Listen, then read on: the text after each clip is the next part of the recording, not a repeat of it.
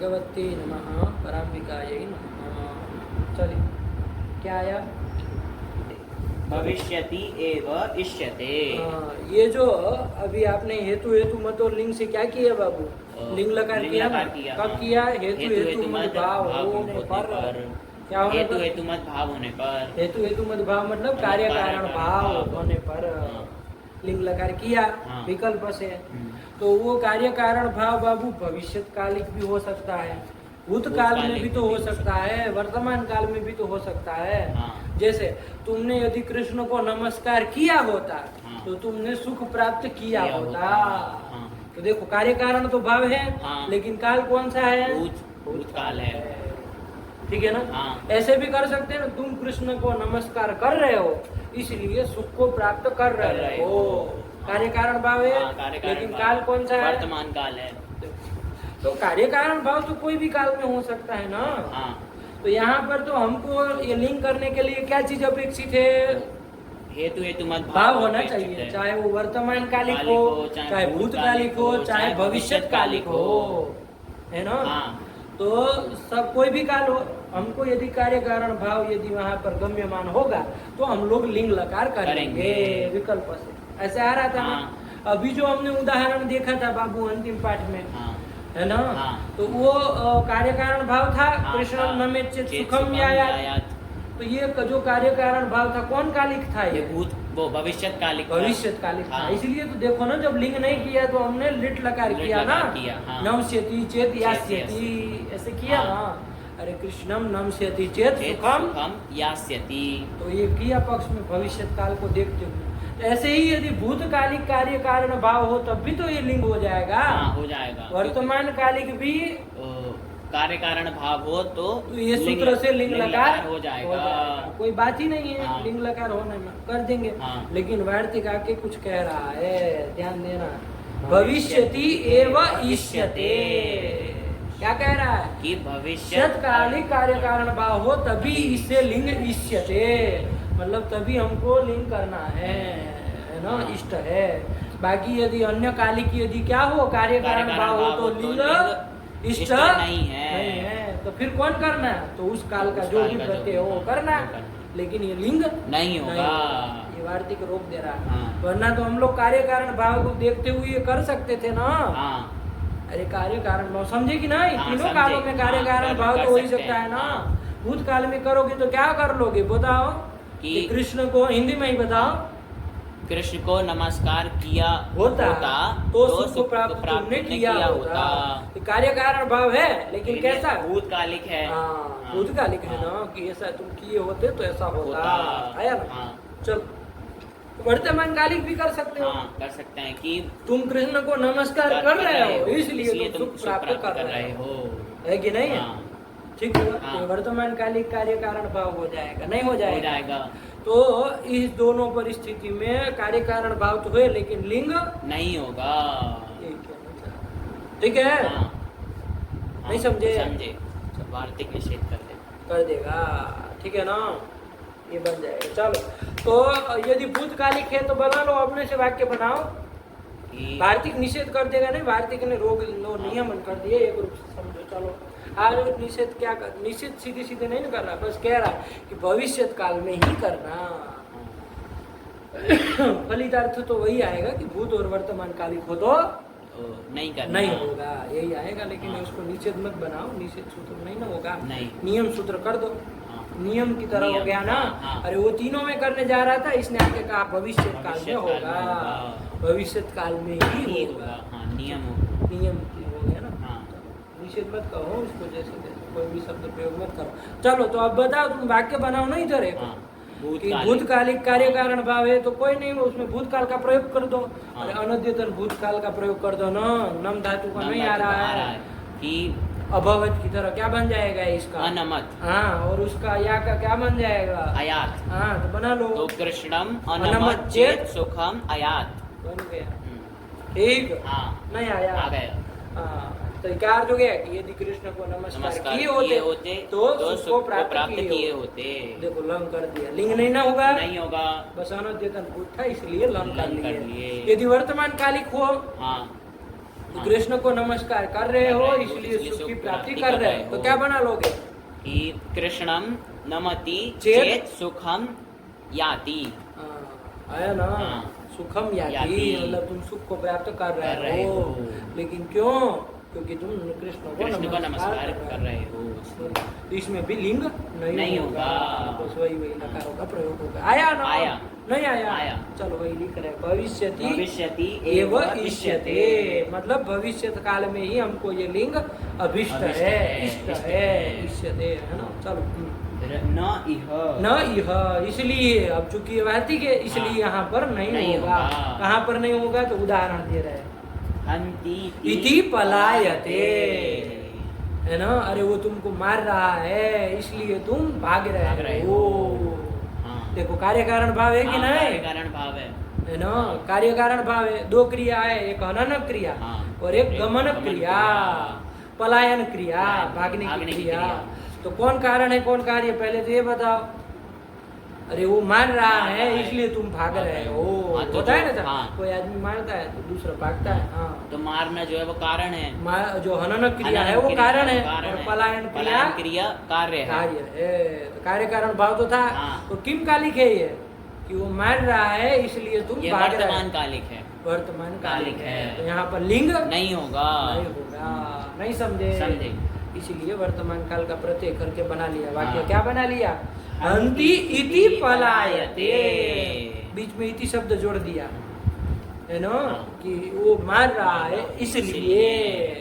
कार्य कारण भाव को निकल जाए ना साथ साथ, वरना हंति पलायते बोलते तो मार रहा है, भाग रहा है, कुछ नहीं समझ में आता। कार्य कारण भाव जैसे अरे कुछ शब्द बोले तब ना पता, जैसे चेत बोल रहे थे अभी तक, इसमें इति बोल दिया तो इससे समझ में आता है।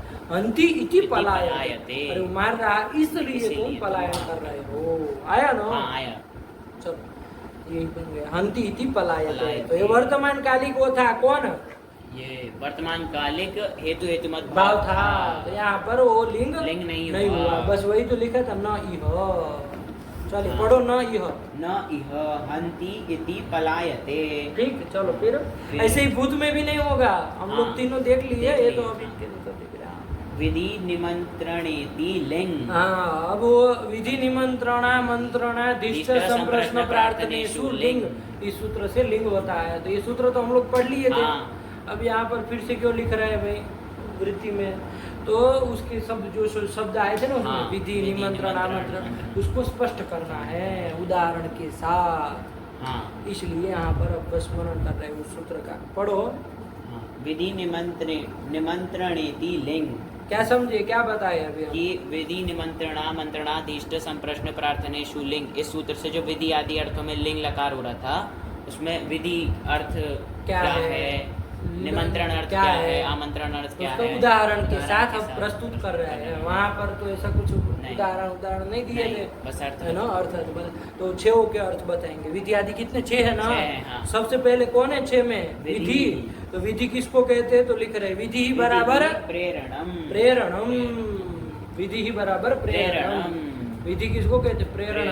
प्रेरणा को, मतलब किसी को प्रेरित करना है कि नहीं, कि तुम खाओ, तुम पियो इत्यादि इत्यादि, कि हमारे लिए पानी ले आओ, कपड़े धो लो इत्यादि इत्यादि रूप से किसी को प्रेरित करना, इसी को कहते हैं विधि, है कि नहीं है? इसी को कहते हैं विधि कहते हैं। तो वही विधि बराबर प्रेरणम। आया ना? ये पंक्ति ये याद रख लेना, तो ये सब देती है उत्तर, है ना, वरना नहीं आता है। लोग बोल नहीं पाते हैं कि क्या मतलब इसकी विधि का हुआ। विधि बराबर प्रेरणम, और उसको स्पष्ट कर रहे हैं। प्रेरणम मतलब क्या? तो और स्पष्ट कर रहे हैं। क्या लिख रहे हैं? वृत्त्यादेहे निकृष्टस्य प्रवर्तनम।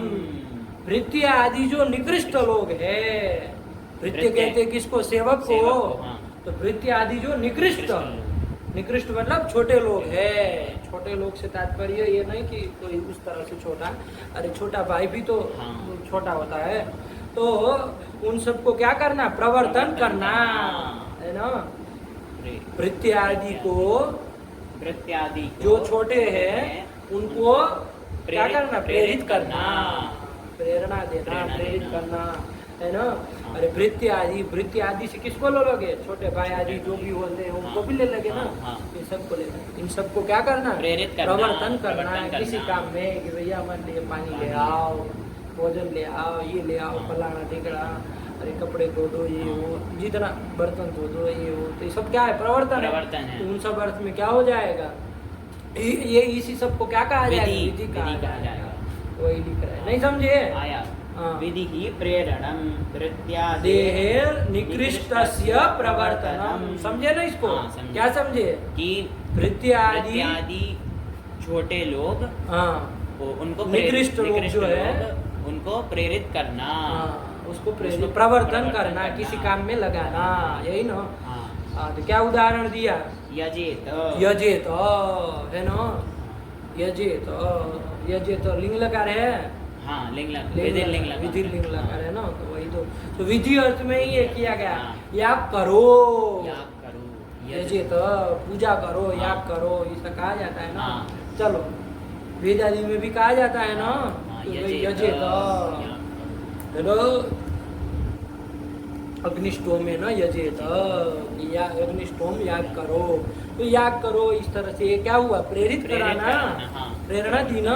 अरे वेद भी तो सर्वोच्च है, तो वो भी क्या दे रहा है? आज्ञा दे रहा है, प्रेरित कर रहा है, प्रवर्तना करा रहा है। किसकी? पुरुषों की। कि भाई आप लोग याग करिए, पूजा करिए, याग करिए। तो वही है बाबू, ठीक है ना। विधि अर्थ में किया है, समझ में आया ना। उदाहरण हो गए यजेत। चलो फिर दूसरा अर्थ कौन था विधि के बाद? निमंत्रण। निमंत्रण किसको कहते हैं? तो लिख रहा है निमंत्रणम नियोग कारणम। निमंत्रण मतलब क्या? नियोग कारणम, नियोजित करना, नियुक्त करना, नियोजित करना, नियोग कारणम। और इसको स्पष्ट करेंगे, ठीक है ना। निमंत्रण नहीं कहते निमंत्रण दिया। तो निमंत्रण दिया का मतलब क्या? नियोग करना, विनियोग करना, किसी चीज में किसी को नियोग करना, है ना, नियोग करना। लेकिन बाबू इसमें नियम है ना, योग करना होता है, मतलब अवश्य, मतलब उसको करना ही है। फिर इस तरह का अब स्पष्ट करेंगे तो समझ में आएगा। पढ़ो। आवश्यक श्राद्ध भोजनादौ दौहित्रादेः प्रवर्तनम। आवश्यक श्राद्ध भोजनादौ, आवश्यक अति आवश्यक जो श्राद्ध भोजन आदि है, श्राद्ध में भोजन आदि का कराया जाता है ना, तो उसमें दौहित्रादेः प्रवर्तनम, दौहित्र का आदि का प्रवर्तन कराना। दौहित्र किसको कहते हैं? दुहिता का जो लड़का होता है ना, उसको दौहित्र कहते हैं। अब दुहिता मतलब क्या?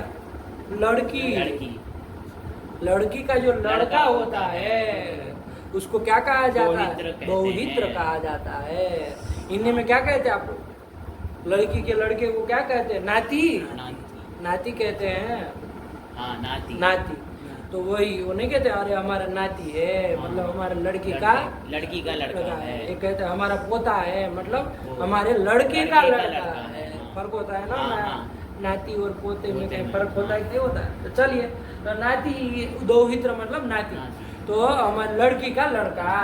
तो देखो बाबू, तो वहाँ जब श्राद्ध आदि कुछ किया जाता है ना घर में, श्राद्ध, तो उसमें भोजन जब कराया जाता है तो वहाँ पर जो लड़की का लड़का है, लड़की का जो लड़का है, उसको वहाँ पर क्या क्या कराया जाता है? नियोग किया जाता है भोजन आदि में।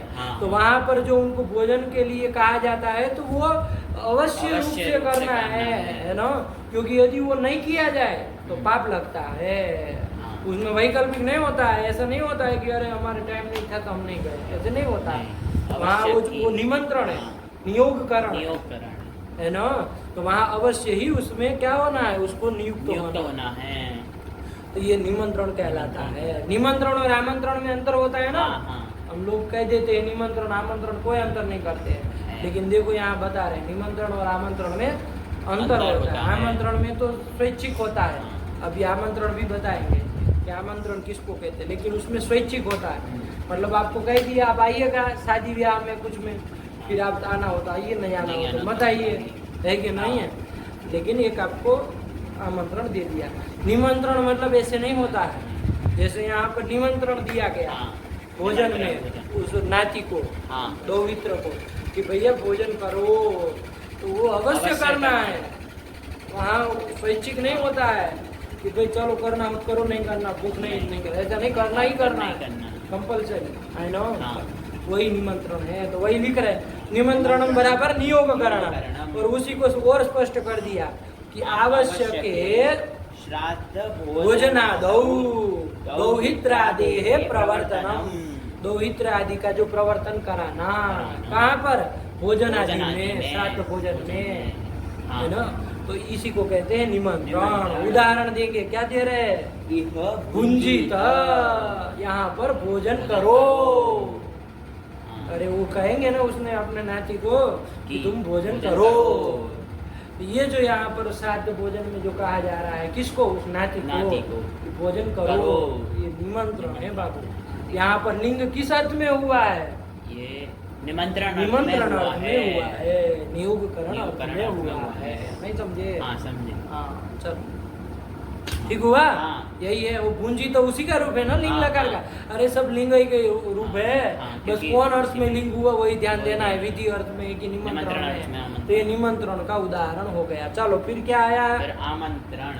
आमंत्रणम बराबर कामचारानुज्ञा। देखो आ गया कामचारानुज्ञा।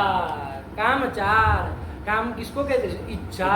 इच्छा अनुसार आपकी अनुज्ञा दी जाए, आज्ञा दी जाए कि भैया आप पधारिएगा। फिर आपकी इच्छा है आना होता है, ये नहीं आना हो तो मत आइए। इसमें कंपल्सरी वाली बात नहीं है। तो इसी को कहते हैं आमंत्रण, है ना। तो इसलिए लोग शादी ब्याह में भोजन के लिए वो पत्र देते हैं, आमंत्रण पत्र लिखा होता है। तो आप समझिए आप उसको, है कि नहीं, क्या वो क्या कहा जाता है। चलो तो वो कामचारानुज्ञा। उदाहरण देखिए क्या कह रहे हैं? आसीत, यहाँ बैठो, है ना।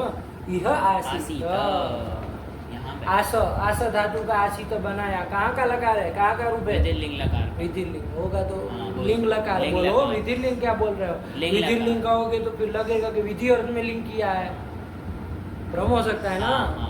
लिंग लकार का रूप है आसीत, ठीक है ना। तो आस धातु है, आस उपवेशने, बैठने अर्थ में, देख लेना ये सब, तो उसका आसीत बनता है, ठीक है ना।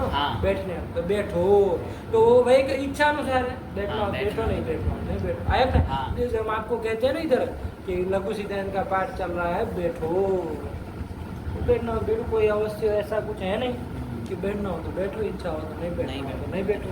आया नहीं? तो जबरदस्ती थोड़ी ना, ऐसे ही होता है ना। जैसे यह ऐसे तो अपने काम का है। चल फिर अधिष्टम। अधिष्ट आया ना। अधिष्ट कितने अर्थ हो गए? विधि, निमंत्रण और आमंत्रण, 3 हो गए। चौथा आया, क्या आया? अधिष्टम। अधिष्ट किसको कहते हैं भैया? सत्कार पूर्वको व्यापार। सत्कार पूर्वको व्यापार, सत्कार पूर्वक व्यापार करना, है ना। जैसे उदाहरण दे तो समझ में आया। पुत्रम अध्यापयेद भवान। कोई पिता अपने पुत्र को लेके गया गुरुजी के पास और कहा कि भवान पुत्रम अध्यापयेद, आप पुत्र को पढ़ाओ, हमारे पुत्र को पढ़ाइए, है ना। आप हमारे पुत्र को पढ़ाइए। हाथ वगैरह जोड़ के सत्कार पूर्वक कहता है ना। ये कहता है अरे आप पढ़ाइए जरा इसको, नहीं ऐसे कहा जाता है। दो किस के कान के नीचे मिलेगी कि है, नहीं ना होता है ऐसे। तब फिर क्या होता है? सत्कार पूर्वक व्यापार इसको कहते हैं। यही ना हुआ। देखो इसे बंतर है, छोटी छोटी बात है ना।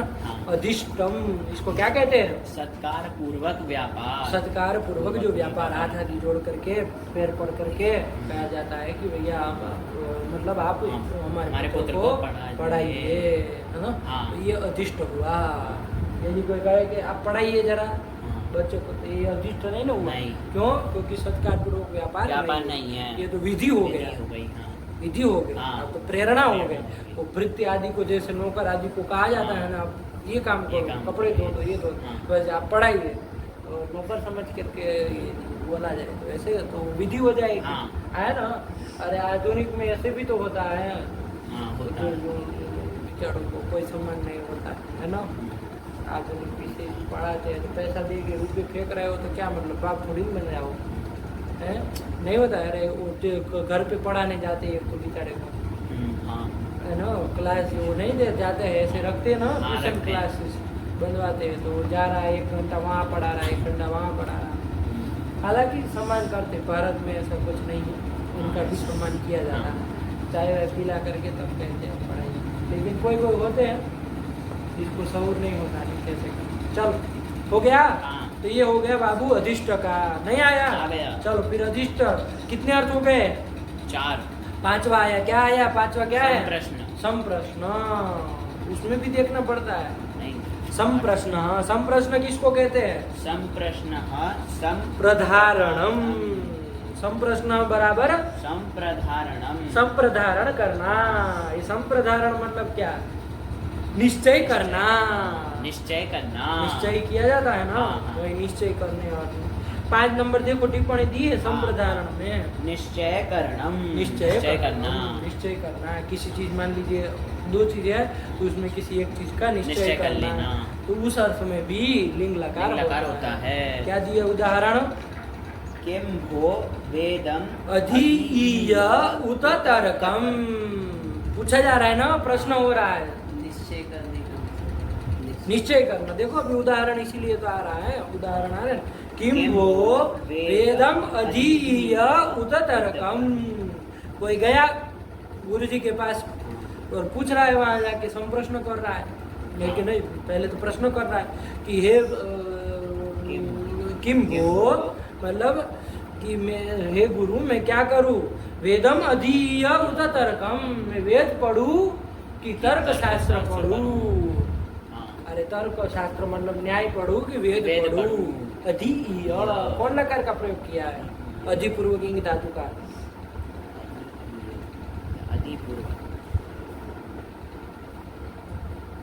अधिपूर्वक इंग धातु है ना, कौन लकार किया है? लिंग लकार किया। तो फिर बकलोल तरीका सोच रहे हो, लिंग ही किए ना। अधीय और ईटोद से अध किया है, तो ये भी समझ में आना चाहिए। उत्तम पुरुष एक वचन है। अरे अधीय और आगे उसमें बन जाएगा ना, आगे भी अधी वही अधी क्या बनेगा? अधी देख लेना, ठीक है ना, ये सब के अब तुमको देखना है। चलो आया ना। तो यहाँ पर क्या किया? वो पूछ रहे कि भाई मैं क्या पढ़ूं? वेद पढ़ूं कि तर्क शास्त्र पढ़ूं?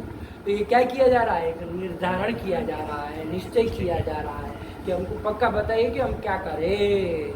ये हो गया संप्रश्न। निश्चय करना, यही तो हो गया।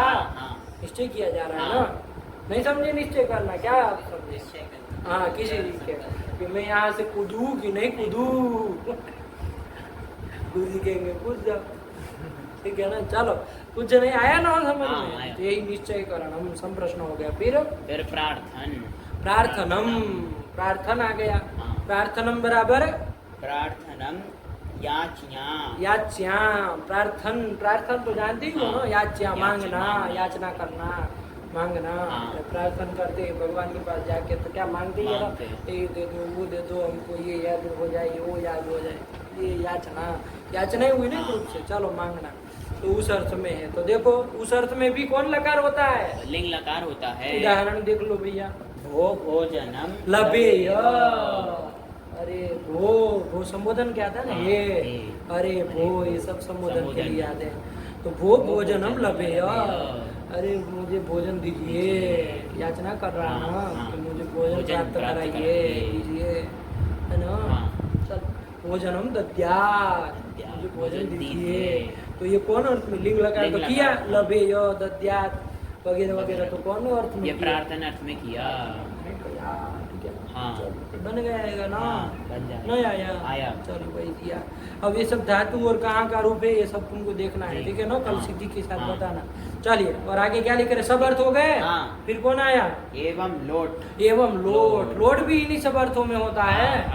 चलिए, तो वहाँ पर भी इस तरह से उदाहरण अपने से बना लेना। अरे जैसे यजेत कहा ना, तो बना लेना उसमें यजताम। अरे वो आत्मनेपद था, इसलिए सेम टू सेम वो कर रहे यजताम, है ना। फिर उसमें क्या था? यह भुंजित, तो उसमें कर लेना यह भुंगताम। यही ना बनता है? यही बनता है। अरे भुंगते है ना। भुंगते, तो उसका लोट में क्या बना? भुंगताम ऐसे बन जाएगा। फिर आमंत्रण के क्या था? आसित था, तो उसमें क्या बन जाएगा? आस्ताम। देख लेना क्या क्या है। कौन गण की धातु है, क्या है, सब देख लेना। ठीक, चलो फिर अध्यापयेत था ना। हाँ, अध्यापयेत। तो अध्यापयतु। अध्यापयतु। अरे आप पुत्रम अध्यापयतु बन जाएगा। और उसी तरह उसमें अधीय का बना लेना और उसमें लभेय का बना लेना, सब में अपने बना लेना। एवं लोट, इसी तरह विधि आदि अर्थों में लोट लकार भी होता है। आया ना। चलिए, तो यही सब क्या हो गया बाबू, लकारार्थ प्रक्रिया ये हो गई। तो सब लकारों के अर्थ आए ना, आ गया। तो हम लोग देखे भी थे सबके, लेकिन एक और अर्थ भी लकारों के होते हैं। तो उसमें कितने सूत्र देखे, 1 2 3 4 5 सूत्र देखे, है ना। वो एक लेट लकार भी होता है बाबू, लोग याद उसको भी समझ के रखना। कौन लकार? लेट लकार होता है। कहाँ पर उसका प्रयोग होता है? लोक में है नहीं, छंदो मात्र होता है, वेद में ही होता है उसका प्रयोग। उसका भी अर्थ हल्के फुल्के अपने से ध्यान रखना। वो कौन अर्थ में होता है? लेट। तो वहाँ सूत्र है लिंग अर्थे लेट। लिंग अर्थे लेट। अच्छा, लिंग अर्थ में ही लेट होता है। अब क्या कहना, लिंग जान ही रहे हो किस अर्थ में, तो विद्यादि अर्थों में भी वो भी होता है, वेद में उसका भी प्रयोग करते हैं। ठीक, चलिए, हो गया ना। क्या बोलो? ये लिंग लकार गुरुजी आशीर्वाद अर्थ में भी होता है। हाँ, तो उसका भी उदाहरण। आशीर्वाद अर्थ में होता है, तो ये कौन बताने वाली बात है भाई। उसका आशीर्वाद अर्थ तो नहीं जानते हो, स्पष्ट होता। शुभम भूयात, शुभम भूयात का शुभ हो, मंगलम भूयात, कल्याणम भूयात। और लोट भी होता है उस अर्थ में, तो शुभम भवतु, कल्याणम भवतु, कल्याणम अस्तु, लोट हो जाएगा। ये तो सरल होता है ना, इसमें क्या बताना। चलो, इति लकारार्थ प्रक्रिया। लकार के अर्थ की प्रक्रिया बता दीजिए। आए ना, नहीं आई? इति तिगंतम समाप्तम।